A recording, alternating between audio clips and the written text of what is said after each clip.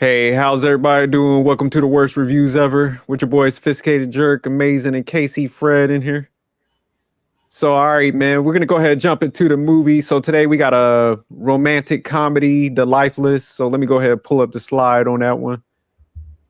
So The Lifeless is a 2025 American romantic comedy drama film starring Sophie Carson, Kyle Allen, and Connie Britton.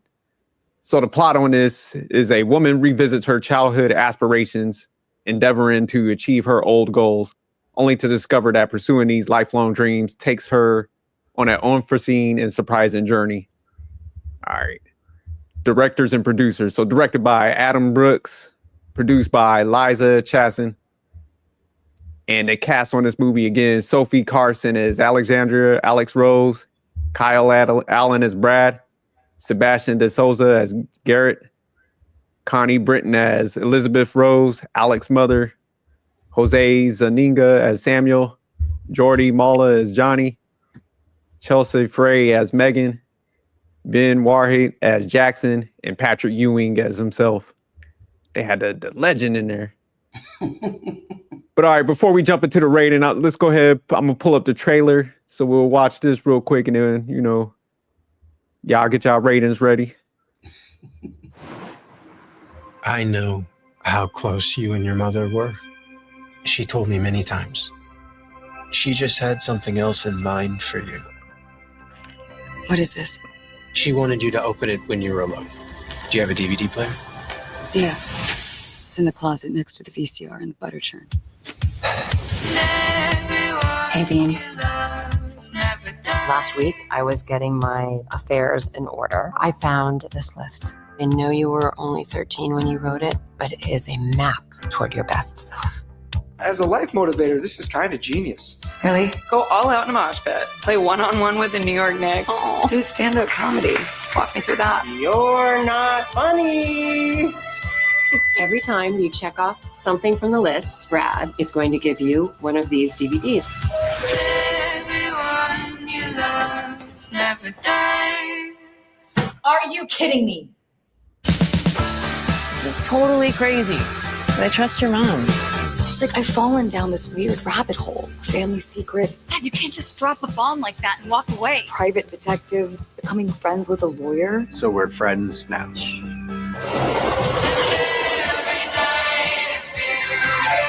Find true love. Why do I have a horrible feeling you've given up on that one too? So you and Alex. You always talk like there's something wrong with you. It's bullshit. Life is beautiful and messy and complicated, and sometimes it doesn't look the way you think it's supposed to look. Keep going.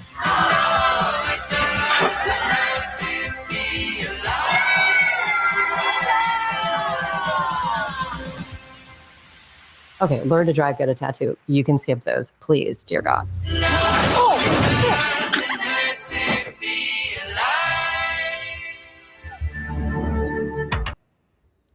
All right, let me pull up the slides. All right, I'll give the rating first this time. Let me see. The rating for today, I'm gonna have to give this 5.3. I thought it was average. Yeah, because I actually like the movie altogether. Oh, let me. I'm about to break it down. But all right, amazing. What's your rating for this? I'm going with a solid 8. Woo! You mean 8, like excellent and very good? Okay. Shit. You sure the Lifeless? Look, every time you say it, it sounds like you're saying lifeless, like Lifels, like dead. Okay, I just had to make sure we was watching. You said 8. That's like classic territory. All right, Casey. Excellent territory. I mean, it's close, man. Like 8. That's reserved for like. Okay, all right. Let me stop messing with you. But Casey, Fred, what's your rating for this? So I gave it right at a 6.5. 6.5. Okay, so you got it in good territory. All right, okay, okay. All right, let me pull up the questions. So I'll go ahead. I'll kick it off. So my rating was a 5.3, and I had it in average territory. And why did I give it that rating? Man, I actually thought it was a pretty good movie. I'll probably have to go up on the end because it was good, between average and good. But the only piece that kind of messed it up for me, because I thought it had a good plot and storyline, young love, and they had the friendship dynamic. So I thought they did a good job, like with comedy and the romanticism of it. I think they did a good job, like planning that out. I just didn't like the boyfriend that she had. I told Amy, he remind me of like if they did a Spanish version of Twilight, like he looked like a metrosexual like vampire. Garrett. So, Garrett. like what was his name in Twilight? Edward. He'd be like Eduardo, you know what I'm saying? So yeah, I didn't like him, man. He didn't have that edge to him. He was just all proper and stuff. So yeah, I definitely like the guy who she chose at the end, but she was just all like into that guy. He was just, he's wearing like V-neck sweaters and shit. So Hasidity and stuff. So yeah, I couldn't. I think that was the element that like, kind of threw off everything. But no, I thought overall, I like the storyline. I like how she had that connection with her mom and stuff, because I like how her mom was like, nah, I'm not going to let her go down this path and just give her the company. So I'm going to make her go back on her journey and stuff, because, she just went too corporate, and it seemed like she was trying to please her mom, get the standard job. Really wasn't happy. The boyfriend in the beginning was like a screw up. So the mom was like, oh, hell no. Like, let me put her back on the path. And she's like forcing her, like, hey, you get your inheritance. You got to find somebody else. So I like how the mom was like, I ain't about to let my daughter like wind up with this dude. So I think the scene that stuck out definitely was the first scene. The guy, man, he was pretty funny though. I like how he was just like a screw up. So I like how that played out in the house where the kids ran up there and stuff. Then I like the second scene that I liked wasn't too many scenes that stuck out, but I just like the connection with her and the guy actually just hanging out and how they was like having fun. Oh, the one scene when they was in a car driving when his girlfriend was there, they were like, man, she's just like perfect. Look at her ears, So I thought when she was sleeping, she was like, I could hear y'all. So nah, man, I thought it was a good, playful movie. Yeah, I'm telling you, man, it was just the guy that kind of messed it up for me. So if I was the director, and before I jump into that, I just think, man, I think they had a good cast of people in here, minus the boyfriend guy. So they could have gave me somebody else. I definitely would have rated it a lot higher. But I did like the whole cast. I thought it was like diverse. I like how they had it. They were like younger professionals. So I like how they had that element to it. So I definitely like the whole cast on this movie. So if I was the director or producer of this movie, what would I change or do differently? I think at the end when she met her father, I think, man, she should have took like a DNA test, and it came out that the one guy that was her brother's father was her real dad, but they just thought that she wasn't. So I wish they would have done something like that, because her one real dad, he was kind of left her hanging and stuff like that. So yeah, I wish it would have been some dynamic where it would have worked out actually. But other than that, I wouldn't have changed too much. Even though I didn't like the boyfriend guy, it kind of worked out in the movie, for his type, because I guess that's what they were playing on, his like, being like I said, that metrosexual type, sophisticated guy, But all right, would I recommend this movie to anyone? Yeah, I think it was a good movie. So definitely, not the biggest budget, but definitely funny, and I'll say solid movie. All right, we'll go to Jason on this one. So let's see. I went with my 8 because I felt like this was I definitely thought it was going to be kind of the typical rom-com. Tripping. However, it actually I thought it had that huge plot twist with the mom coming back with the DVDs and kind of checking off where you could see how close their relationship was, like from the very beginning of the movie, when like they're kind of holding each other in bed, kind of, you know, talking about the cancer's back, to then it transitioning, that scene kind of transitioning to her in the bed by herself at the mom's funeral, and the brothers, you know, like, come on, we have to do this. And I mean, there's just like so many pieces in the movie that they tie throughout the entire storyline, where it just kind of all comes back to that house and the relationships between the family and how strong those bonds were.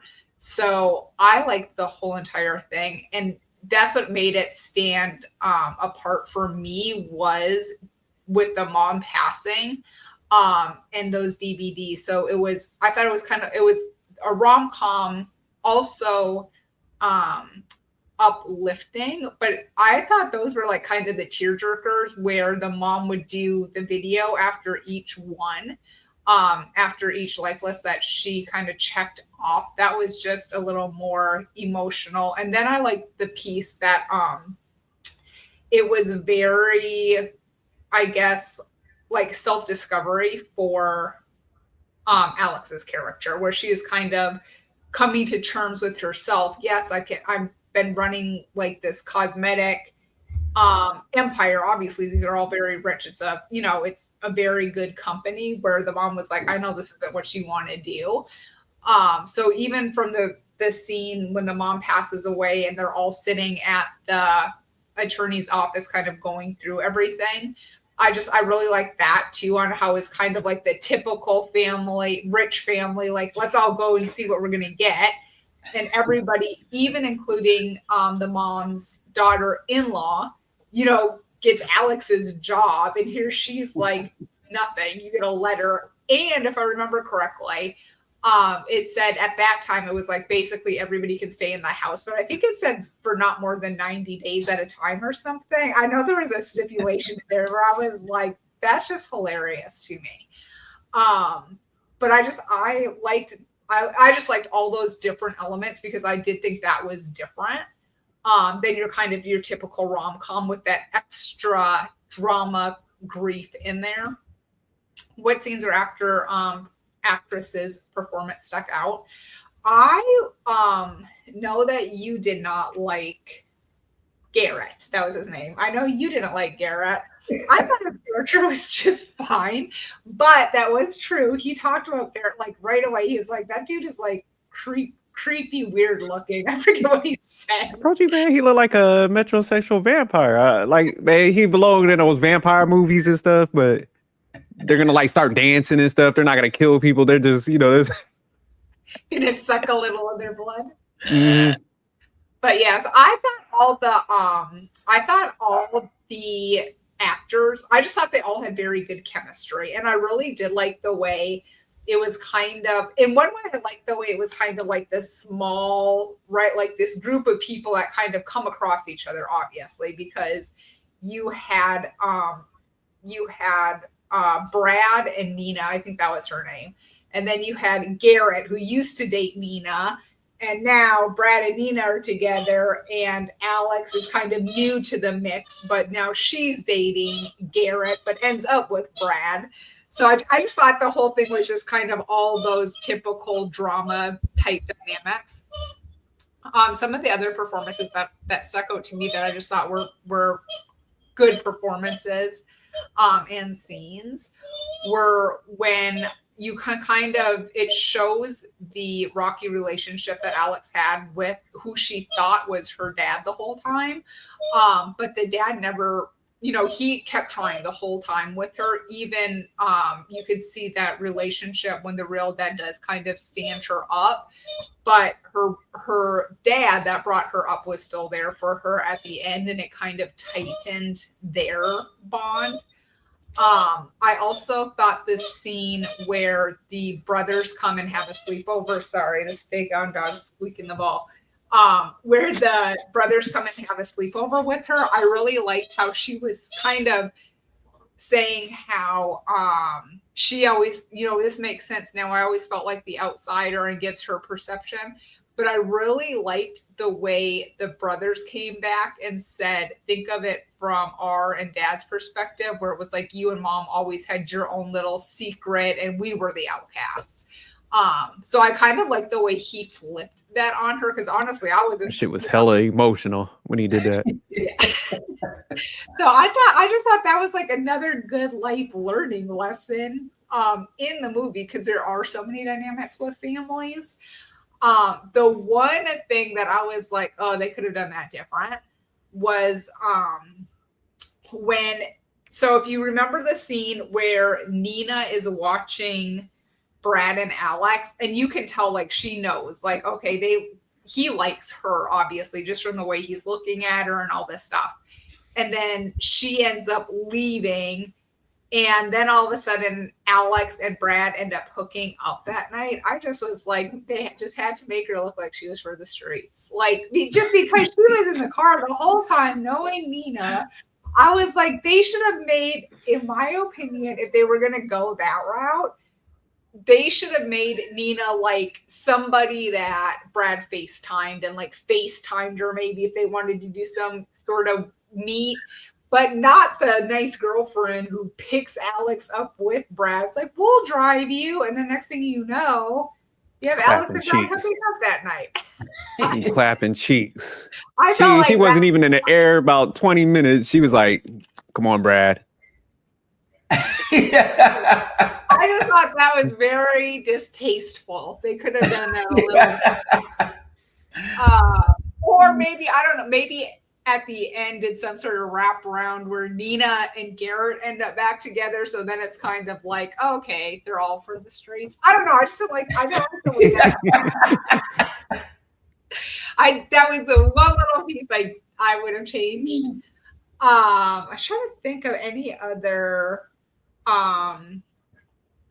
real good moments. I thought it was funny when she went to do her comedy show and the first comedian or the one comedian there was trying to pick her up, and then she ends up kind of sinking, and what gets her getting the laughs is kind of like bringing him down when he was trying to, like get the audience against her. I don't remember what she said exactly, but I thought it was pretty funny.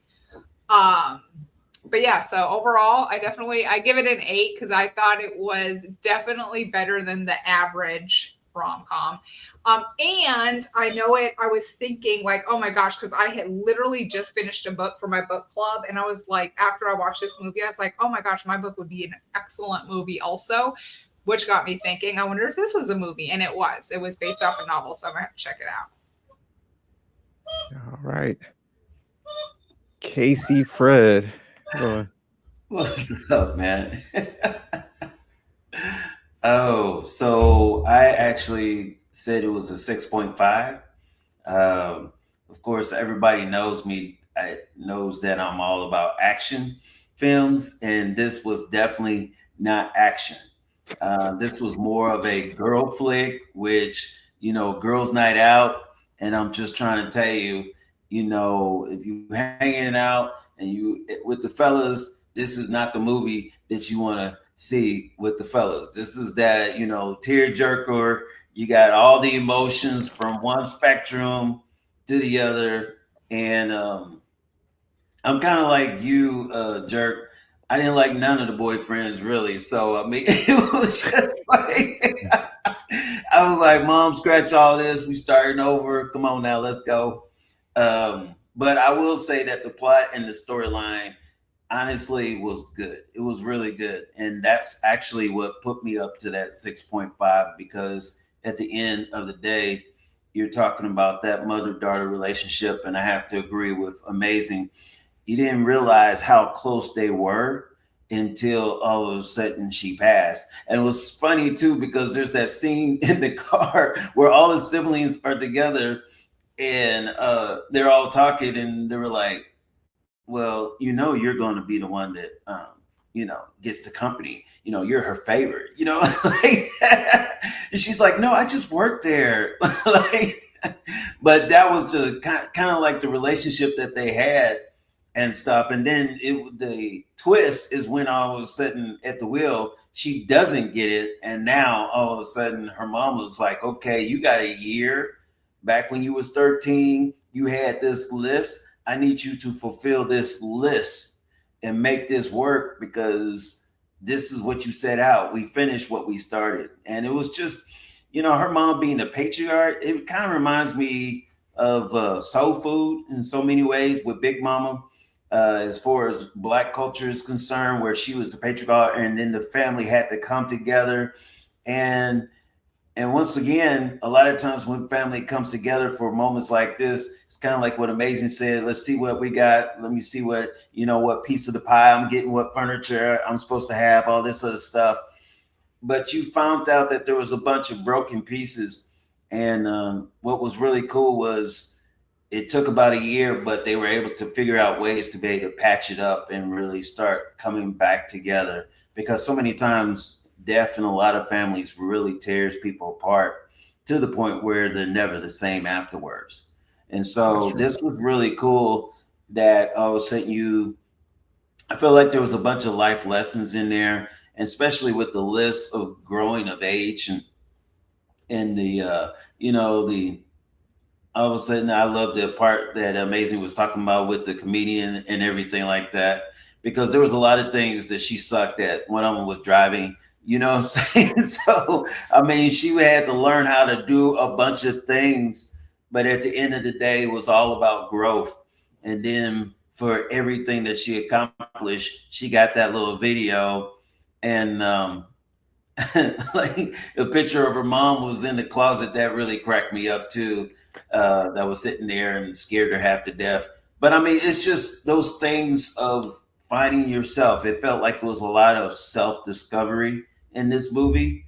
And so I felt like for the millennials, because this is definitely what I call a young person's movie, they needed to be able to see that and to be able to realize that, hey, one thing that's definitely constant, and that is change, and that you would have to be able to grow and be better than you was last year or in all that. And so I'm just trying to change my screen. I just realized the sun is going down. but anyway, I'm just trying to I thought it was really good. And I'm just trying to think of some of the things that stood out. And I will say that first boyfriend that she had, I will have to agree with Jerk. I didn't like him. And so, and he always had these corny sayings and stuff. And I feel like out of the three, he had the worst bad hair day ever. You know what I mean? Like, it's just something like you just wake up and you just all of a sudden just throw some whatever clothes on and just go to work or whatever. And so it was just like, and then you find out that he, didn't finish, school and all this other stuff and everything. You just saw that from her mom's perspective, she was selling, and she wasn't like going for top tier. She wasn't going for the best. And when she was young, she had all these goals and aspirations. And I felt like that's where this life list actually comes into play. And so, like I said, the power of a mom, I mean, that's just, you felt that during this whole movie. You really did. And it was just like, for all those people that cancer is a real big thing, they thought they had beat it, and then it came back. And so the power of her mom was the simple fact that she was like, you know what?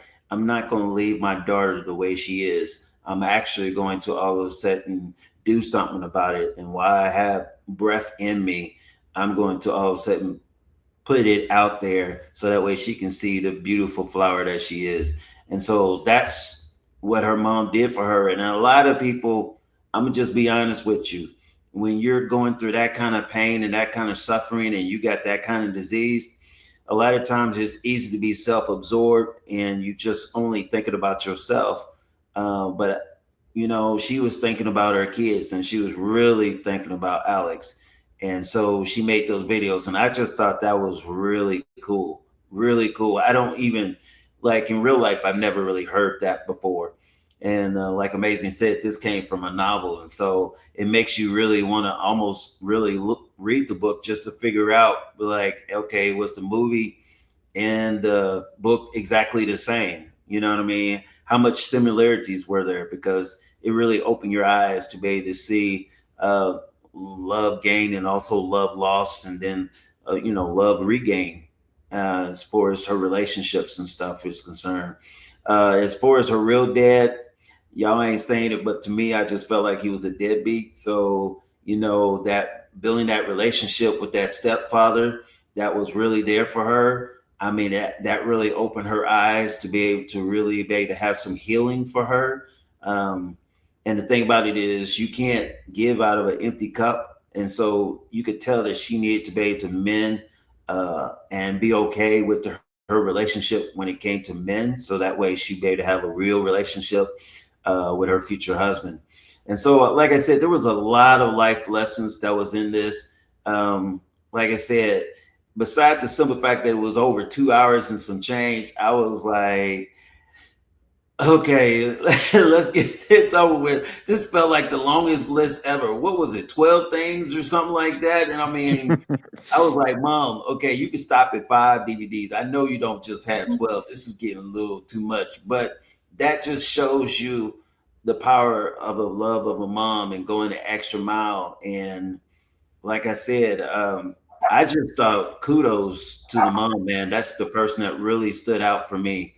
When it came to as far as the director or producer of this movie, would I change anything?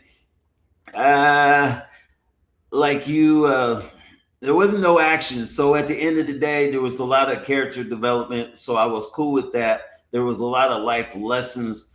The thing I would change definitely probably be the first boyfriend. I wish that real father didn't suck as much as he did, but at the same, I don't know. That's life. I mean, there's people in your life that are really like that, whether it's on your job or whether it's, a family member or something like that. So, I mean, you get the thorns with the roses, and you just got to be able to realize, hey, listen, I got to be careful with each and every person that I come in contact with, because until all of a sudden I see their true colors, I don't know what I'm getting. And that's exactly how she was. And even in her relationship, she was like that, where she thought one thing and then she finally realized, no, this is what I'm really looking for. And this is what my mom really wanted me to have. And she didn't give up. And that's another thing I thought was really cool, that she went ahead and completed that list so that way she could be a better person, because she knew that's what her mom was trying to push her to be. And that was a better person.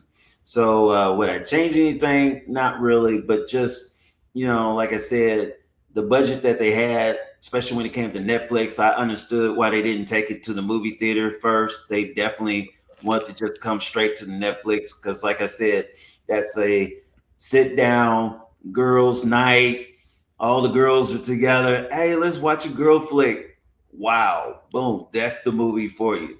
Now the fellas, we're watching football. So, I mean, that's like the big comparisons between the two. Would I recommend it to anyone?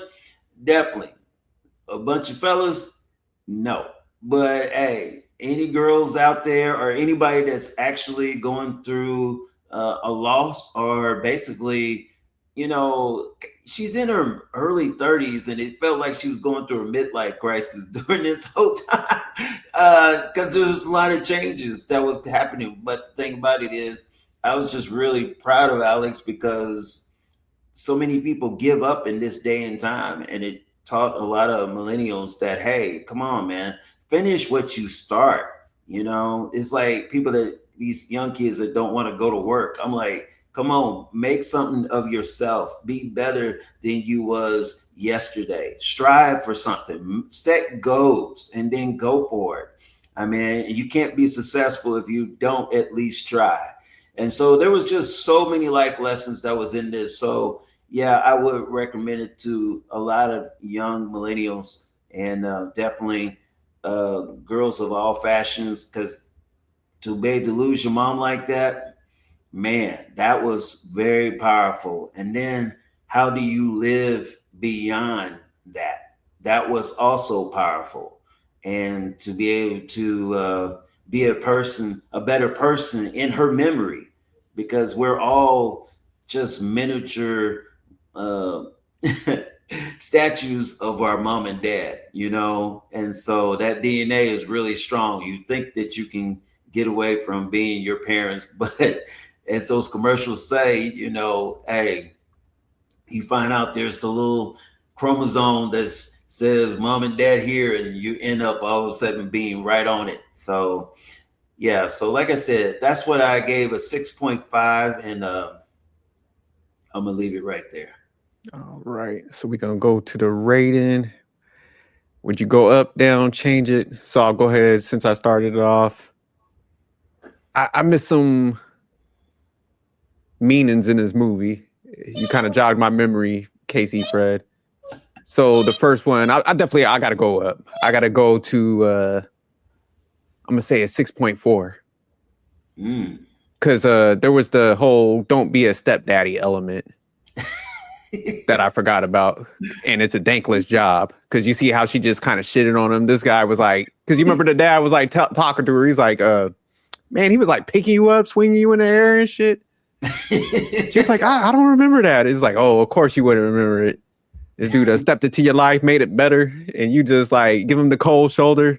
You remember even when you had to take the cab, she was like about to offer him a ride, but she was like, man, forget that. So yeah.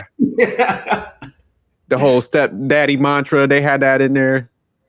Yeah. Then it was also the key one that we missed, because you was all bigging up the mom, but the mom was like a solid thought. Because you remember the dad, like he kind of snapped on her because he never said anything, but they was like sitting there and she's like going in on the stepdad, and he's like, "Oh, you thought your mom was a saint?" She's like, "Well, the only thing she could do is like cheat on. Oh, she cheated on you." He was like, let me get my." He's like, waiter. He's like, "Let me get him out of here." She's like, "Oh, so mom cheated on you?" He's like, yeah. So yeah, I like how the mom was like, in everybody's eyes, the perfect person, but she was actually grimy as hell. So I think, so I kind of like how they put it in there where it's just like, your mom was definitely a good person in your eyes, but there's always like two sides to a story. So I forgot all about that one. I'm like, damn, that was actually another message within there. But it kind of seemed like because that was kind of shady that the mom didn't even never tell her, right, about her. So yeah, even though the mom had the good side and it was like her favorite person, she kind of had to see like, damn, mom still love her, but there's two sides to each story. So like you said, that strengthened that bond with the stepdad and stuff. So she got that appreciation. So yeah, I like you were saying, Casey Fred, like all the dynamics that was in the movie and stuff like that.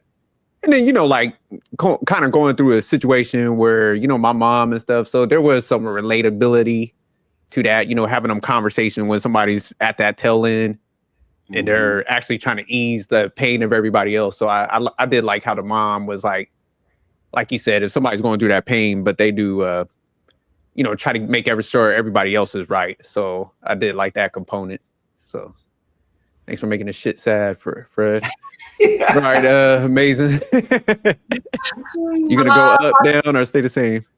I'm gonna stay the same, but I do want to cut before Fred goes, just in case you want to go up a little bit. Another couple of scenes I just want to mention. The house scene, right? It's kind of like the focal point of the family. So when you think of the beginning, when you were saying like she was going through the midlife crisis, she kind of was, because all of her friends around her are getting married, they're pregnant, and here she is with like the video gamer boyfriend who's like, he was a funny guy. But I also, going with the house, is so they had the beginning scene with it being the fun, or baby showers and all this stuff. Then the middle scene is the funeral, and then the end scene is like another like celebration. But the one other scene I thought was kind of funny was at the end. You remember when she's with Brad, and the Brad's talking to the brothers, and they're like, "You never told me that was your ex-boyfriend who made the video game." So just like another like his like favorite video game. So I also thought that was funny. But another like feel good moment was on that last videotape when Alex is actually bringing the mom tea while the mom is doing the recording for her. And that's the kind of like the last tape is them kind of embracing each other. And I just thought that was super sweet in case you need a little nudge to go up some. Who you talking to? You talking to him? She's trying to sell it to you. Oh, you talking to me? Yeah. It's like, huh? It's like, oh, word, that was your favorite scene? He's like, so Casey Fred, some good feel-good scenes in case you wanted to move up a little bit. I'm gonna be honest with you. As much as I want to be able to move up, I'm just not really into the girl movies things. I'm action all the way to my soul. So I mean, Avengers, that type of thing. I mean, I'm like, yeah. So, like I said, I felt like it was a good movie, and that's actually why I put it at a 6.5. I mean, it's like boom. Dead good. I mean, right there. And then you had life lessons. But would I put it in classic territory? No. Is it anything that I'm going to remember 2 weeks or a year from now? Yeah, probably not. So that's one of the reasons why, like, I can still tell you lines and, like, White Man Can't Jump, action film, you know what I mean? Yeah. Bad Boys, action. So you staying at the 6.5? 6.5, baby. Okay. It's got where it's got to be. So yeah. All right. Yeah. So there y'all have it. Definitely a good movie. Check it out. Hey, I want valuable lessons. Quick, Frederick gave y'all some gems in there, but I think my life lessons that I pulled out there, y'all definitely need to analyze what I said. But what was you about to say? I'm about to say something real quick. First of all, I just want y'all to know we are celebrating 3 years together, man. I don't know if y'all realize this, but I mean, happy anniversary, okay? So July, this was the last day of the month. This was the month that we started it all. And like I said, it is an honor and a privilege just to be with you guys, hanging out with you guys. And also, I wanted to say this tonight is the first night of NFL football, baby. Yeah. Starting off with the Chargers and Lions, 7 o'clock on NBC or Peacock. You got it, baby. Okay, I gotta check that out. Back. No more 2-hour life list. Save that over there for the other room. Come in there, watch some football with us, and let's do this. So I just want to tell you guys that, and happy anniversary. 3 years, baby. 3 years. Dang, time does go by, boy. Thanks for that, Casey Fred. But all right, y'all, check the movie out. Definitely thanks for showing us some love and keep tuning in.